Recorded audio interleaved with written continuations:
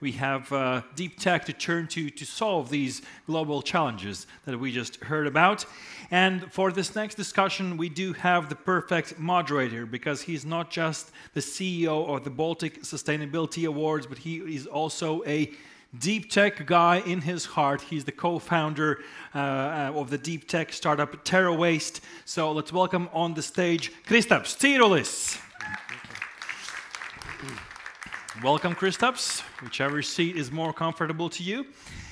We also invite to the stage Erki, who is a clean tech investor at Sunly Future Ventures, who build impactful startups and foster regional collaboration through clean tech for Baltics. Welcome, welcome.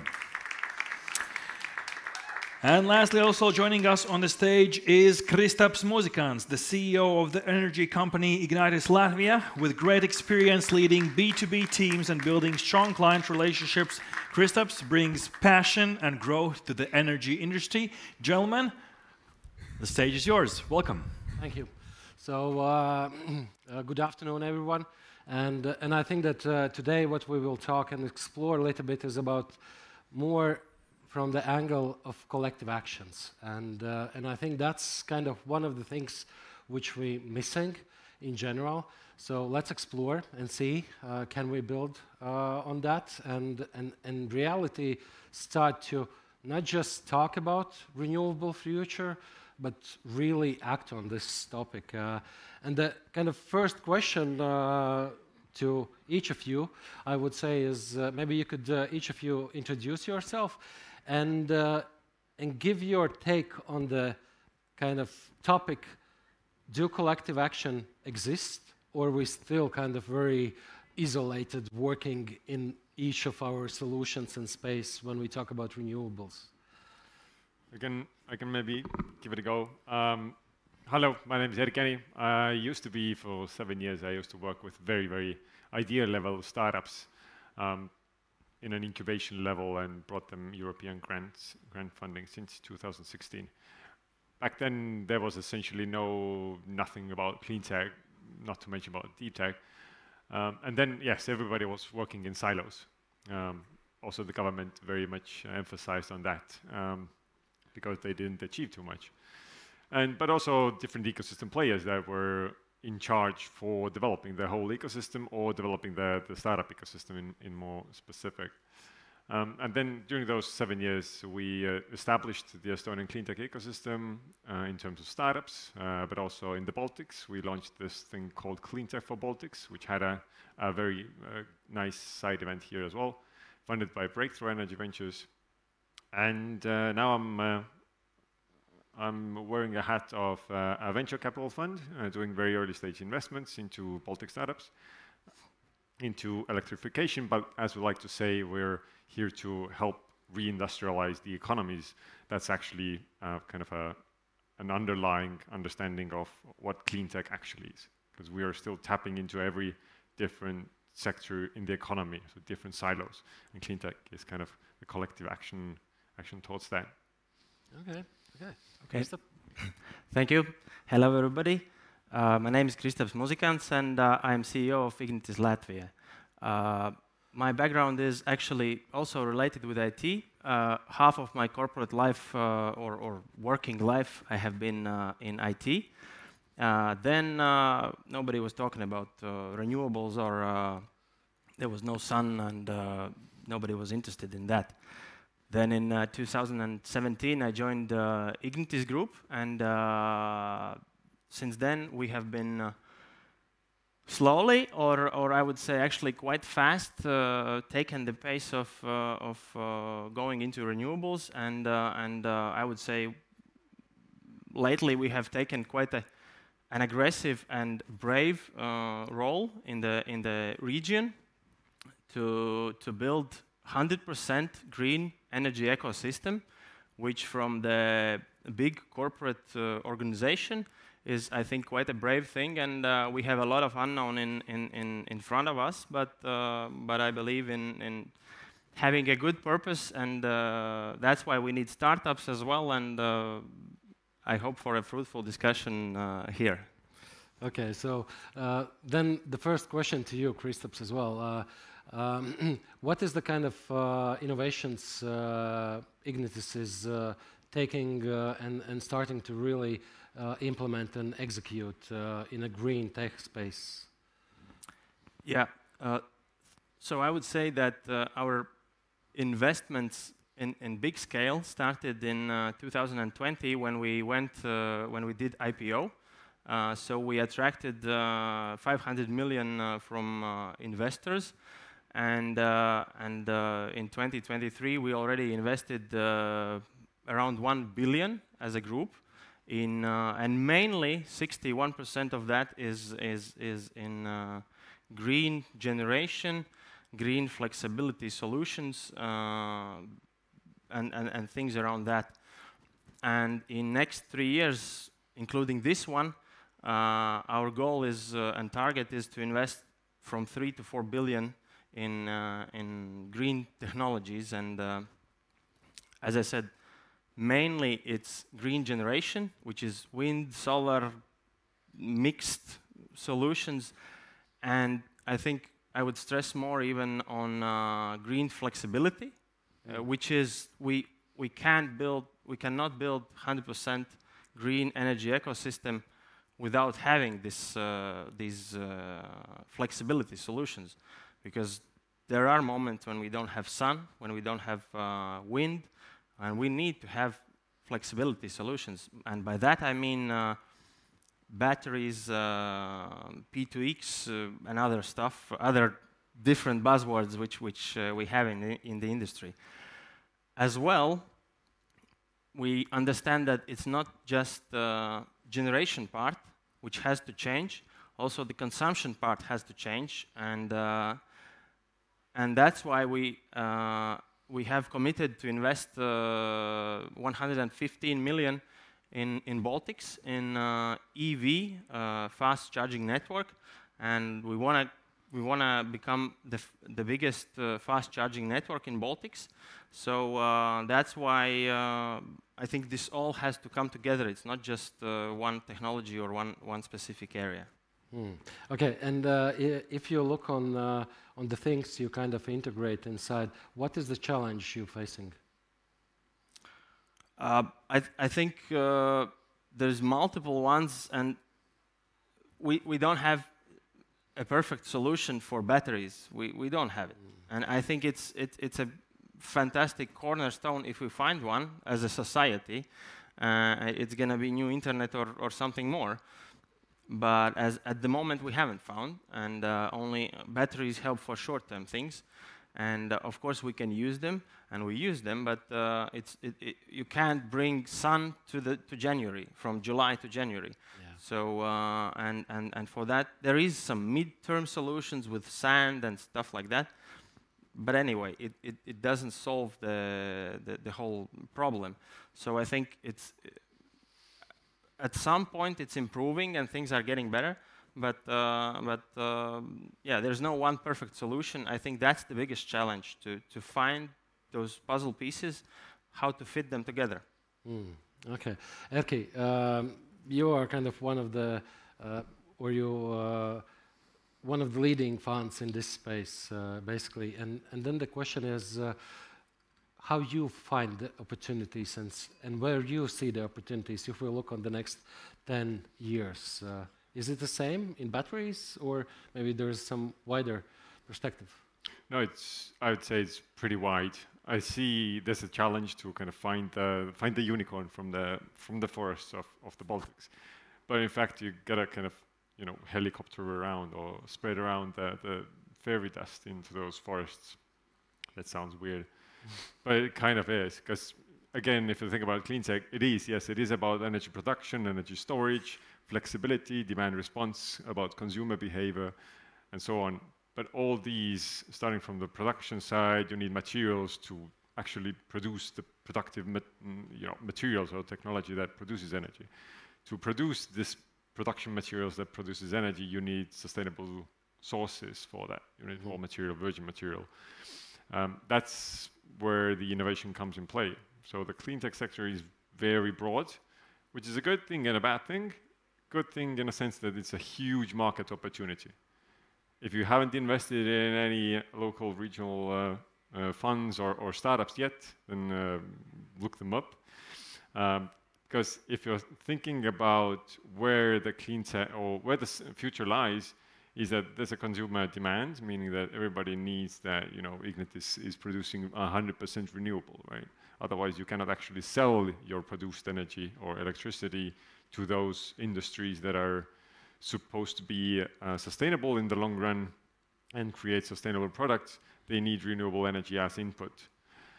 That's also one of the key points where the industries come or are being imported into our countries. So every time there's a production facility or an industry looking to locate their production facility into some countries or regions, they need to be assured that they have the supply of 100% renewable energy. Otherwise, they won't be even looking at those regions where it isn't. I'm totally lost in my thread in my head, but...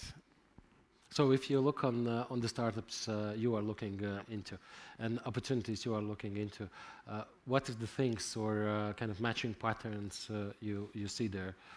Where we are as a society in Baltics, as example? As a society, I think as a society in general, we are there where somebody says that we're more sustainable than X. We're doing it more efficiently than Y. But in fact, if you look economically, then we're still capitalists by heart and by mind. And capitalism is actually a good thing when it comes to sustainability and clean tech, right? You can think about it, if you can't scale it, you won't have any impact, right? If you have impact, you might not be able to scale it. That doesn't matter.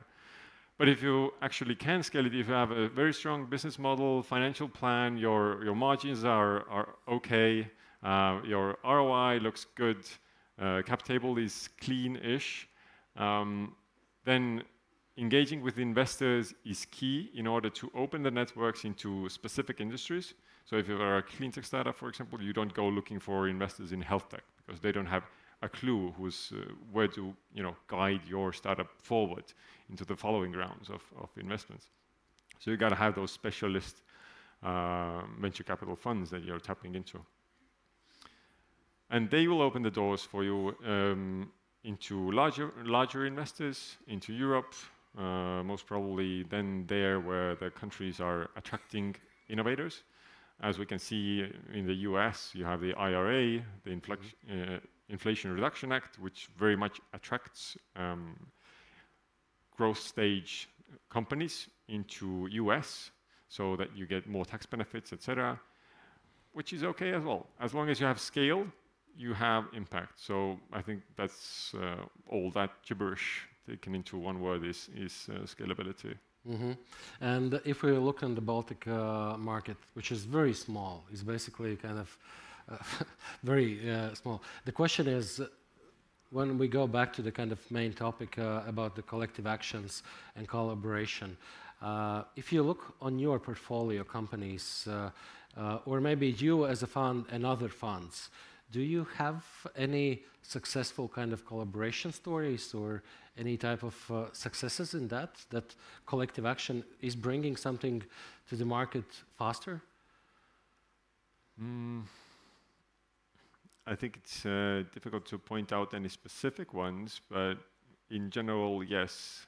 Again, maybe I'm emphasizing too much that clean tech startups are kind of a different breed or a different species, but in fact they are, because we're still providing the tools, the processes, the business models, the products, the services of the future.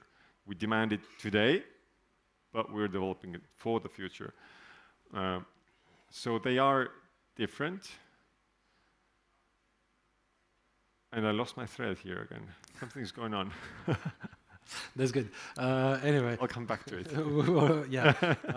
But to Kristap's question, how do you, as one of the largest companies in this sector, look into collective actions and collaborations in between companies, in between startups and you?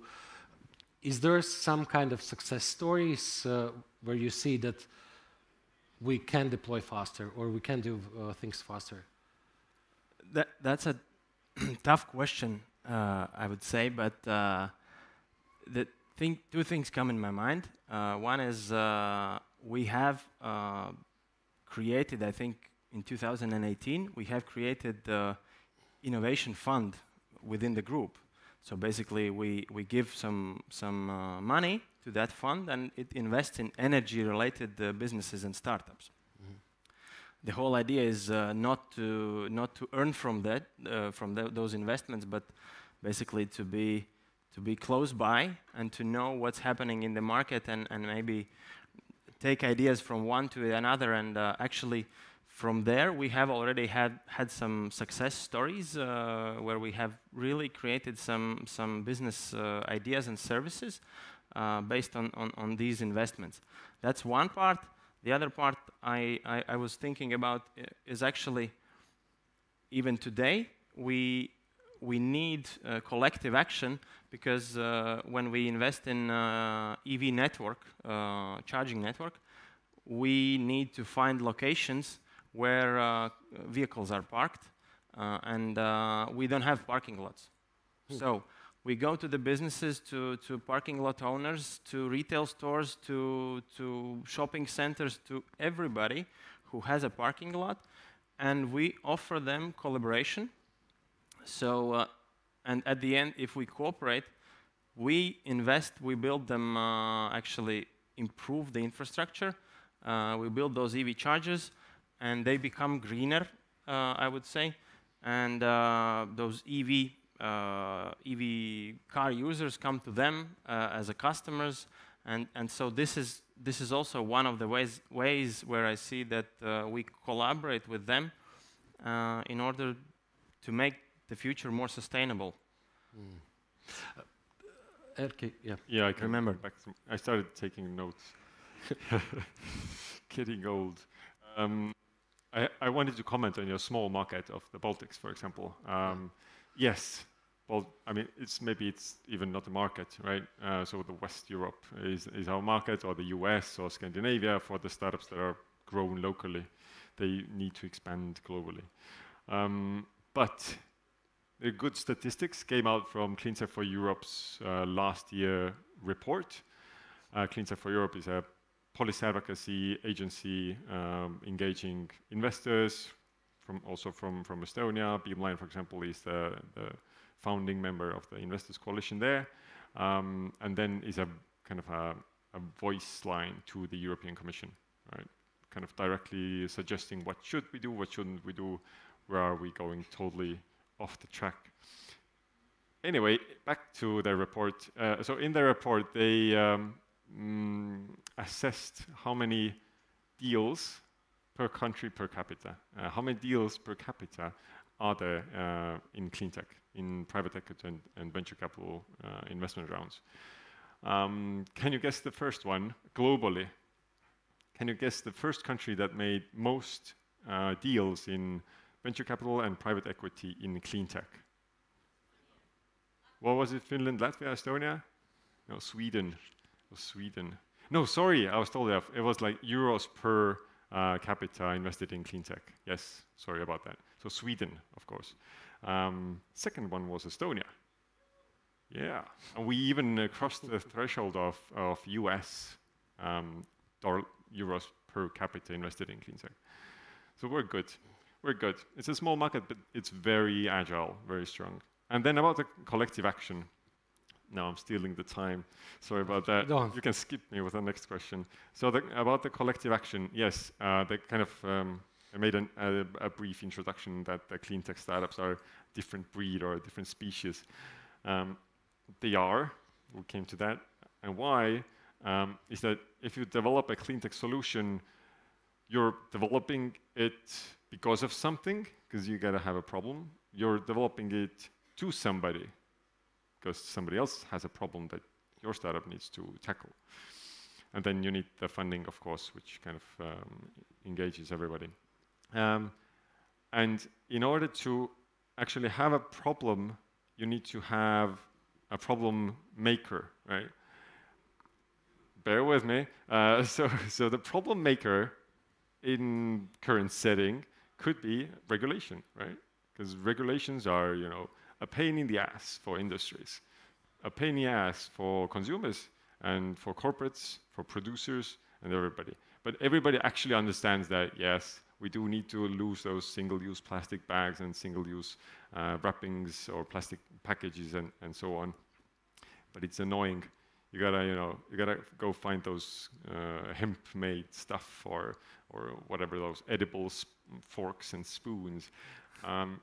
That's actually where the innovation comes in. And if there wouldn't be regulation that is pushing all the corporates, the producers, the industries, we wouldn't have any innovation. So thank God for European Union. And that the regulation is actually pushing towards more innovation. And on the other side, the local or regional or national policymakers, they adapt those regulations, those kind of paths forward, and that creates a buzz in the local ecosystems in the clean tech. So every year you have a different theme or a topic among clean tech. You have CO2 quota startups, you have material tech startups, you have bottle collection startups or those AI startups, etc., etc. Every time a regulation comes out, gets stronger in the economies, you get this kind of a trend in the clean tech, and then the stronger ones shall survive. The rest will find their ways in other years. I'll stop now. Sorry. Yeah. The question, follow up kind of a little bit on this, or even not on this, but on the previous one mentioned. When we talk about the renewables, when we talk about the clean tech and climate tech, we kind of saying, and everyone understand that this we are building for the future. And here I have a question to Kristaps. So you as a company as well, basically you are targeting so huge goal in general. So provide market with the 100% of renewable energy. I believe that there's a lot of challenges in between to really deploy that. What would be your solutions which you see that could help us collectively kind of accelerate deployment? And where is the gaps which still is not fixed, or maybe regulations are not there still? I won't touch regulations at the moment. Okay. I think they are not there yet, 100% for sure, and they need to change and update. I think one challenge is, in regards of innovations, is that we really physically need to come up with battery, because it's we can think of it and collectively take each other's hand, but it won't help.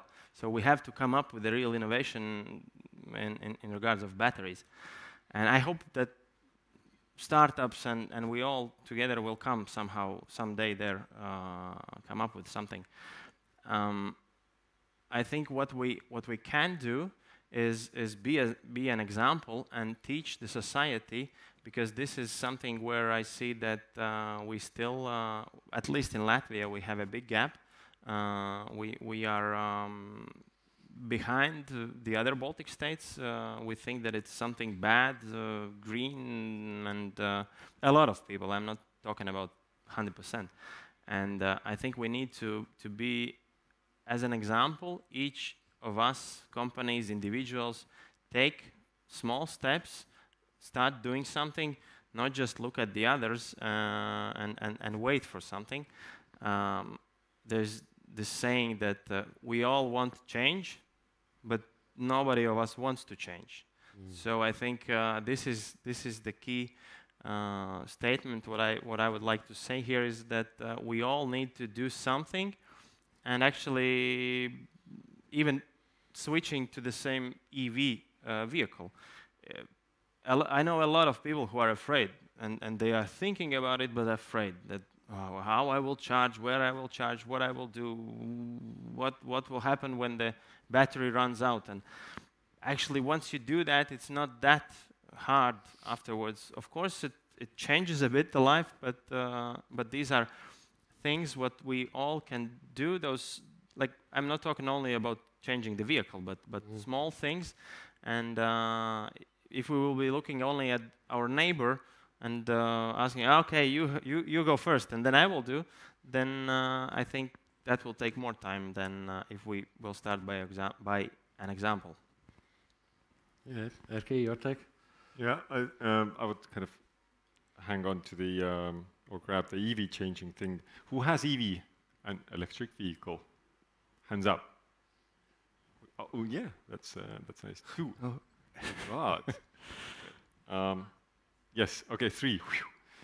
That saved the statistics. Should I go on with this topic? I'm one of those. I'm horrified about changing my car, but that's not. Yeah, I have too many people. Not too many people in my family, but I have many people in my family. So doing a car that actually fits 5 people in it, they're not very common among normal vehicles either. Right? You can have a truck or a Dodge Ram or whatever that maybe fit, but the EVs don't. I mean, cars are built for 4 people, like 2 parents and 2 kids, right? Or a dog and a kid, or 2 dogs. Anyway, that's definitely a place where people, come on, why don't you have an EV? My brother just bought an EV, totally out of nowhere. It maybe can ride like 100 kilometers. It was cost him like 10,000 euros or something, but still he did it. You should do it because you are showing the example to the economy with it. Right? If you're not doing it, you're saying that, yeah, we should do it. You know, right? The whole nation is tilted towards, we're going to 100% renewables in our transportation. But there's like 3 people in the audience who have EVs. Don't feel bad, others. I'm not trying to, you know, put it on your conscience or anything. Next topic. So the time for big steps, I would like to maybe kind of confront that a bit. You said it's time for everybody to start making small steps into the future. I'd say it's time for making big steps. Because we're pretty much running with the time. I know that you didn't mean it like that, but still. We are still running with time. I'm still putting stuff on people's conscience. Maybe it's too much. But we are running with time. We have our national plans that we need to be net zero by 20, I don't know, what is in Latvia? 35, 40-ish, 50? Yep. Something like that. It's not too much time. So if we're starting to make small steps today, we will get to 4 or 5 people owning an EV next year at Deep Tech Atelier. If we start making big steps, we'll maybe get it exponentially growth. So definitely think about that. Think about your consumption behavior, your consumerism behavior as well. We don't need stuff. We just need your life. That's getting too cheesy already. So let's take a next topic maybe. If I may add to this, is also these small steps or big steps. Mm-hmm. This is also about choosing your vendor or things you consume or utilize on daily basis. Basically, you can choose between somebody who is being sustainable and producing their products sustainable way and thinking about future. Yes, in most cases might be a bit more expensive, but this is something what we all have to take in order to achieve it, because otherwise, and then we will flip around one moment when we will have enough. These it's going to become cheaper, but at the moment, yes, these unicorns who are being sustainable are more expensive. Exactly. Then the question quickly, and maybe that's exactly where the innovation comes in play, right? You cannot have sustainable products or services or business models or processes if you don't have innovation. If you have deep tech innovation, you can re-industrialize different industry processes, manufacturing processes. True.